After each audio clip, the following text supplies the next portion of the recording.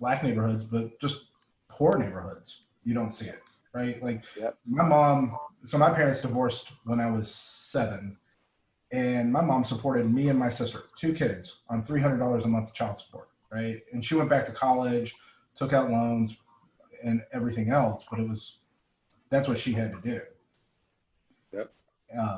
So it's just one of those things. You see a whole lot of things where things get skewed real easily depending on where you live. I mean, we had kids that where for their 16th birthday they were getting a Beamer or a Benz, and then you had other kids that were getting the fourth hand me down car or something like that. Yeah.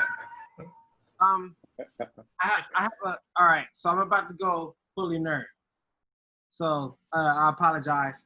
So I think that one of the big, like, huge reasons that a lot of this economic disparity came, I believe it was during like the GI Bill, when there was a lot of wealth disparity where they gave like lots of home ownership and college educational opportunities.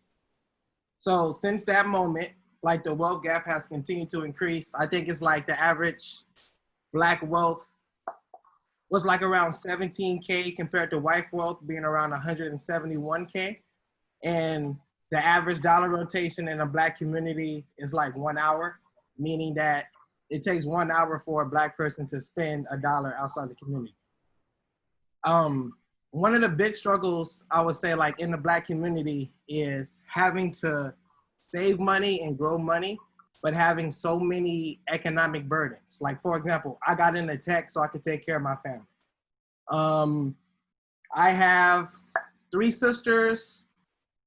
And if you want to include my girlfriend, you can say 4, total of 10 kids, all unemployed, not working, parents not working, lots of family who are involved in drugs, grandparents who need help.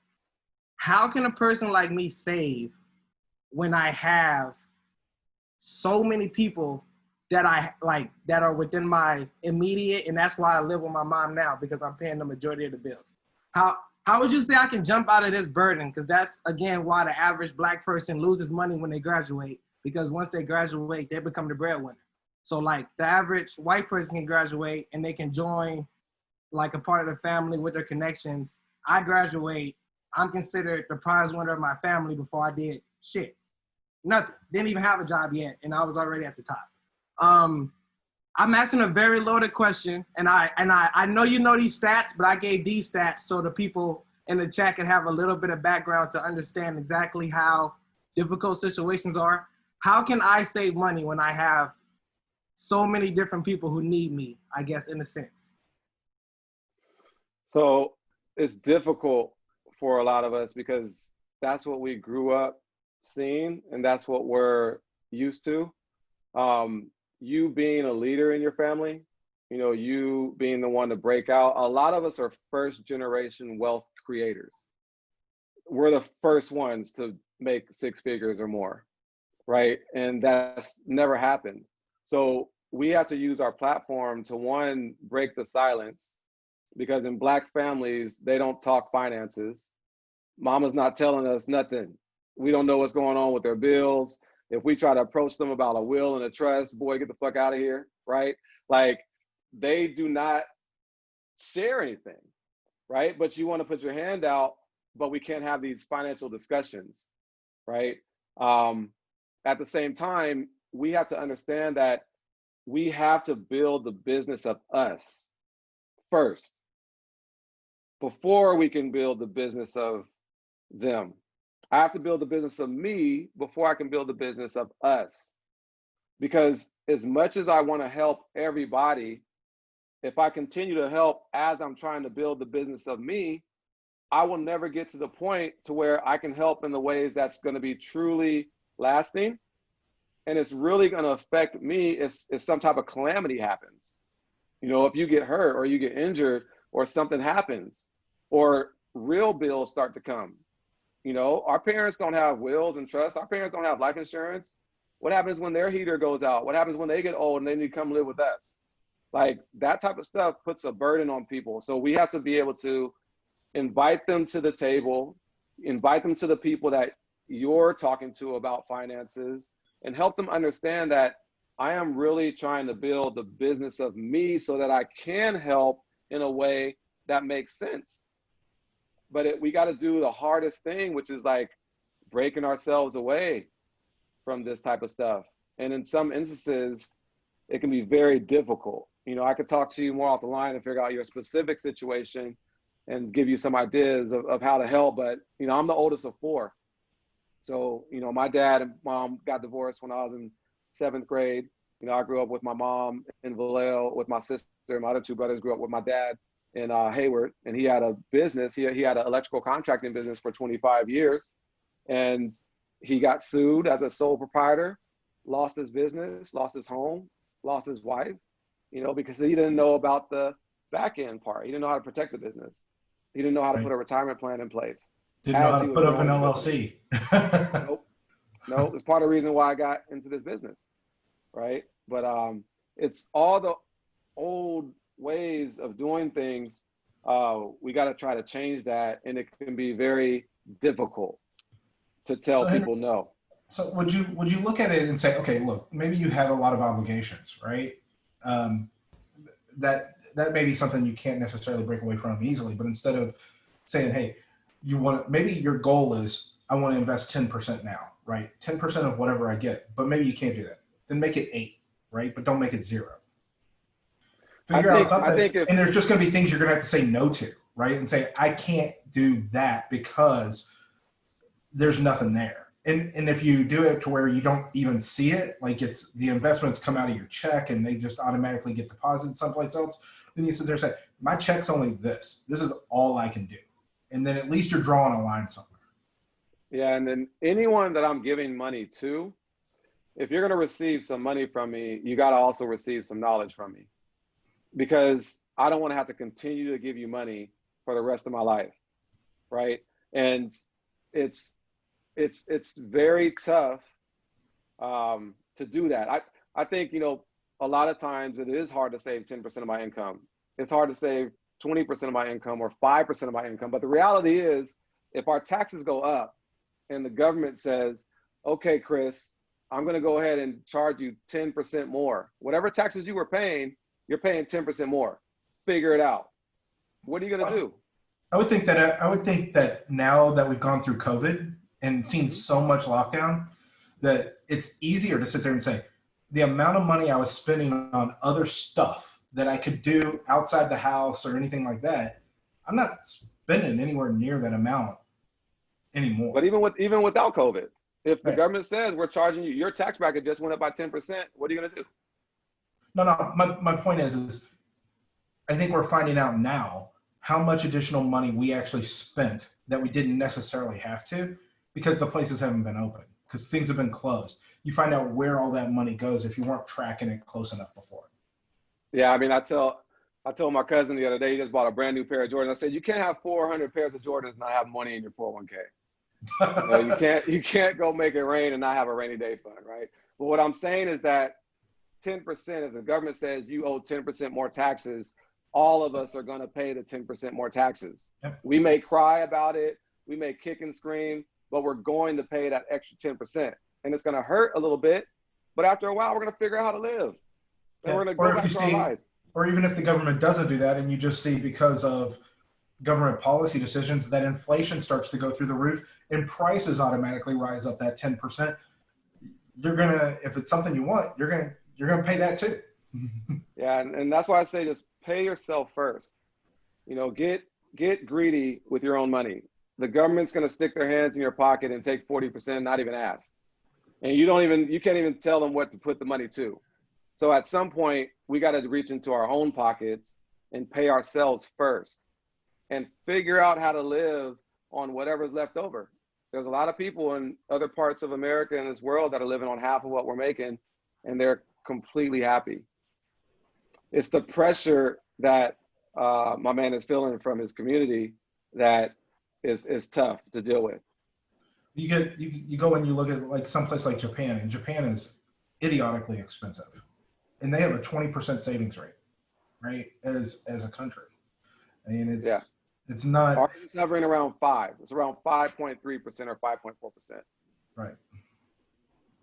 Just to highlight what you said, Henry, before, when you said, if you're going to get money from me, you're going to get knowledge from me, just to extrapolate on that one step further. If I have family or friends that come asking me for money, really how I not dodge that question, but how I turn into kind of a productive conversation is to say, that's fine, we can work something out, but I'm going to sit down with you and help you go through your finances and help you figure out where can we cut frivolous spending, where can we do things a little more intelligently.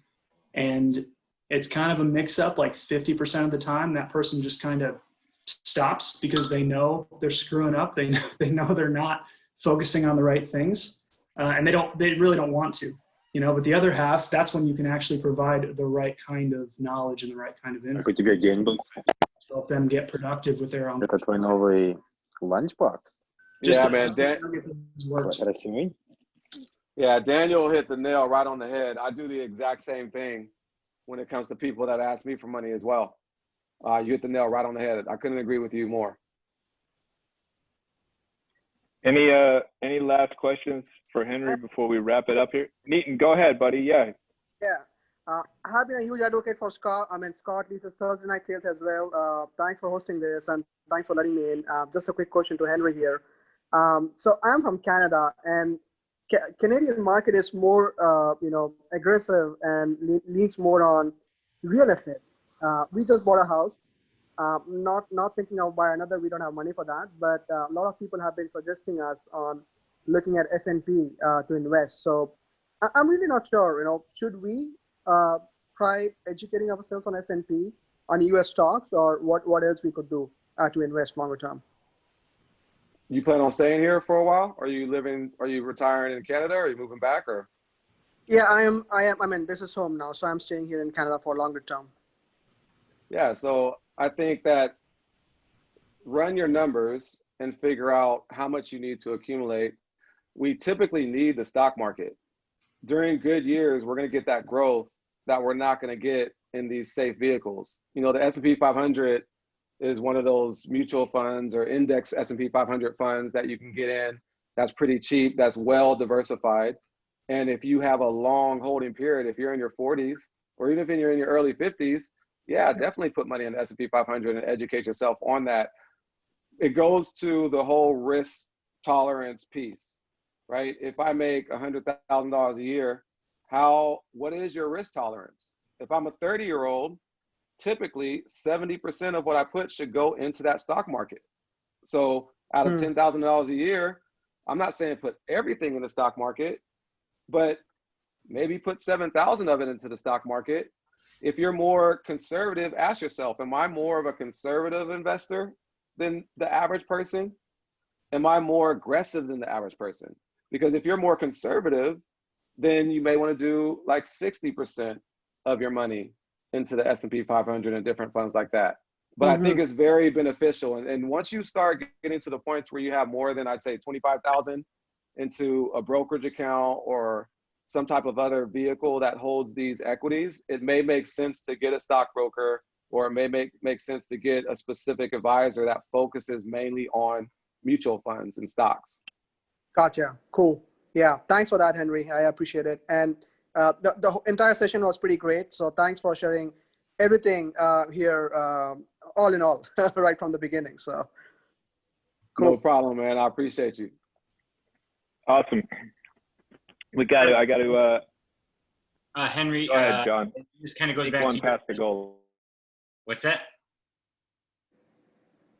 I said, go ahead, John. Sneak one past the goalie. Okay. And then, Well, no, then I we mean, gotta wrap it. I wanted to thank Henry and Andre, for being so open about the situation. And I've been in the camp that, it's going to take generations to make change, and people need to die out before there's any real change and stuff like that. And I don't know what it was, but it was some sort of event that Scott put together, and Henry was there. And Henry, you pointed out that corporations are now saying Black Lives Matters, that 5 years ago basically would have been unheard of. And now, with the NBA, it's everywhere on the court. And I thought that it was going to take forever to make change. And I still don't feel like change comes fast enough. But to your point, Henry, there has been change, in the past 3 to 5 years, where a corporation can say Black Lives Matters now, where, it would have been unheard of. So I just think, you know, even with Andre's situation, as difficult as he described and basically impossible to save any money for his future, given the current situation, you know, I've always felt kind of without hope about that stuff. But Henry, you pointed out, you know, those changes, and even though they're small incremental changes, it does give me a little bit of hope that there will be change, you know, sooner than 2 generations of people dying off or something like that. Yeah, I agree.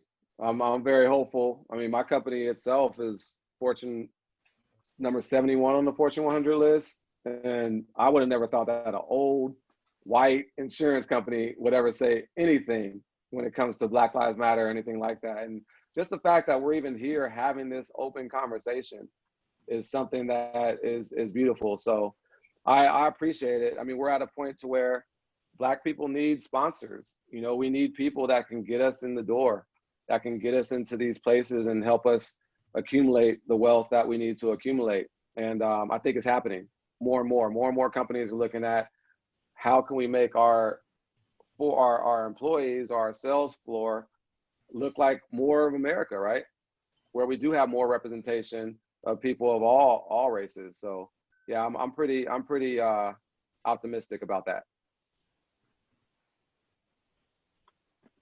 Henry, I just dropped your LinkedIn profile in there, but how can some of these people get a hold of you to take advantage of your offer, you know, 1 hour of your time and all that stuff? What's the best way you want them to reach out to you? Yeah, so I'll put my email in the chat box as well as my cell phone. A lot of people call me and they're like, hey, how much do you charge? You know, and I meet with my clients at least once a year, you know, and you can add up all the invoices and it equals $0. Like this is what I do, you know, so feel free to reach out. You know, I'm going to give you what I know. I'm going to give you education. I'm going to give you some advice, and whether you become one of my clients or not, it doesn't matter. You can take this advice and use it wherever you want. It's just things that we just need to know and understand. Hey, all right. Thanks everybody for showing up tonight. Hopefully you guys and gals took away a lot of knowledge and took some notes, and really do encourage you to reach out, connect with Henry on LinkedIn, reach out to him on email or shoot him a text or give him a call. Like I said at the beginning, really great guy, one of my best friends on the entire planet. And thanks for spending some time with us, bud, and making us all a little bit smarter. Appreciate it, man. Yeah, man. Thank you guys for welcoming me and not falling asleep. Appreciate it. This crew's just getting started, dude. They're used to late night things. I know. Cheers, man. Time to pour up some more tequila. There we go. All right, everybody. We'll talk to you later. Cheers. All right, guys. Peace.